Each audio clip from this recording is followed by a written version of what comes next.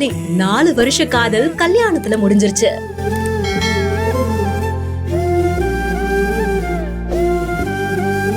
Friendship கோல்னா இதுதாங்க அப்படின்னு சொல்ற மாதிரியா புதுமண தம்பதிகள் விஜய் பிரியங்கா அண்ட் வசி அவர்களையும் பக்கத்திலேயே பார்க்க முடியுது.